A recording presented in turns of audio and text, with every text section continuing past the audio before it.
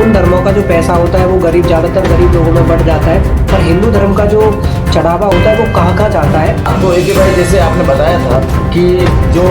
अपने हिंदू सनातन धर्म के अंदर तीर्थों का पैसा आता है वो कहाँ पे जाता है, तो मैं आपको बताता हूँ एक भाई, जो जितना भी पैसा आता है लोगों का और दान पेटी में जितना भी पैसा निकलता है वो एक ट्रस्ट में सीमित रहता है। जैसे सरकार ने एक ट्रस्ट बना रखा है, सावलिया शेठ है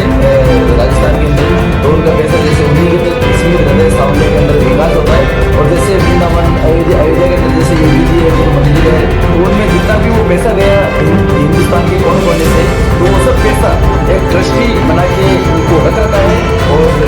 एक खुशखबरी कि राम मंदिर के अंदर इतने लोगों ने पैसा भेजा है, जो ब्याज से ही वो राम मंदिर बन गया है, पैसा एक दम से पैसा का वैसे ही पड़ा हुआ है। वो मंदिर समय आने पर वो पैसा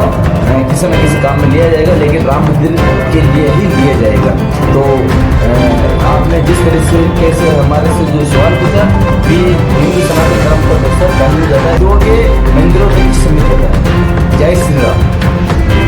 जिस तरीका से आपने बताया ऐसा होता है मंदिरों को ट्रस्ट में रहता है, तो क्यों हम इस पैसे का सही तरीका से इस्तेमाल नहीं कर पाते। जैसे मान के चलो हम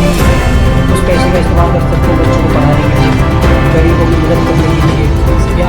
किस तरीका से हम उसका इस्तेमाल कर सकते हैं वो आप हमें बताएं। जैसे जो एक भाई बता रहे, देखो ऐसा है हमारे सिंधु सनातन धर्म के अंदर जैसे बहुत सारे ऐसे मंदिर है बड़े बड़े, जैसे सावलिया शेठ, जैसे वृंदावन के हो गए, जैसे बरसाना अयोध्या धाम, तो इन सब का एक